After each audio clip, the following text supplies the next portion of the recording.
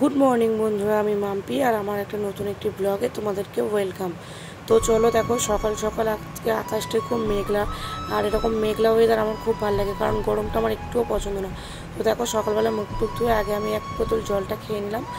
तो जल खाওয়ার পরে देखो छेलेर जोन्नो रान्नाघरे चले आसलाम दूध गरम करते और এইদিকে दूध गरमेर साथे साथे मा चा निये एसेछिलो तो आमी एकटु चाटा खेये निलाम। और सकाल उठे चा खेते হবে এরকম আমার কোনো ব্যাপার নেই কারণ চাটা আমার অতটাও ভালো লাগে না, খেলে হয় না খেলে না হয়।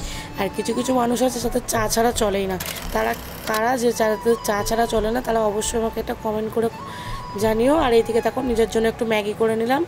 আর আমার একটু ওইরকম ঝোল ম্যাগি খেতে ভালো লাগে না, আমি ঠিক এরকমভাবে ম্যাগিটা চাউমিনের মতো করে ভেজে খাই। তো এরকমভাবে ম্যাগি খেয়ে দেখো, এটাই ভালো লাগবে। আর তোমরা যারা আমার ফেসবুক পেজ থেকে ভিডিওটা দেখছো তারা অবশ্যই লাইক করে আর আমার ফেসবুক পেজটা ফলো করে নিও। আর যারা ইউটিউব থেকে দেখছো তারা অবশ্যই আমার চ্যানেলটিকে সাবস্ক্রাইব করে দিও। আর এদিকে দেখো বৃষ্টি চলে এসছে আর মা ভাত বসিয়ে দিয়েছে। আর আজকে ছিল বৃহস্পতিবার রান্না করতে গেলেই ঝামেলা, কী নিরামিষি রান্না করবো কোনো মাথায় ভেবে পাচ্ছি না। তো মা আমাকে বলছে, আমি মাকে বলছি কী রান্না হবে কিছু বুঝতে পারছি না। আর এদিকে ভাবতে গিয়ে অনেক কিছু রান্না করে ফেললাম। তো দেখো উচ্ছে আলু ভাজা আর এদিকে ঝিঙে আলুর তরকারি আর লাউ ঘন্ট আর ভাত, এদিকে অনেক কিছুই হয়ে গেল। আর এরপর বিকেলবেলা চলে আসলাম খাট আল্লা ফাল্লা এগুলো পরিষ্কার করার জন্য। তো বিকেল টাইমে সেই বসেছিলাম, সেই কারণে এগুলো পরিষ্কার করছিলাম। আর চলো দেখো এখানে আমার ছেলেও আমার সাথে, ও আমার কপি করছিল যে কীভাবে মানে আমি পরিষ্কার করছি, ও সেরকম দেখে দেখে করছিল।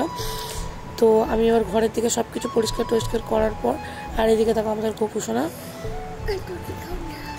সব কিছু ভালোভাবে পরিষ্কার করে নেওয়ার পরে তো দেখো মানে বিছানা যতবারই গোছাবো না কেন ততবারই আমার ছেলে ততবারই এরকমভাবে নোংরা করবে।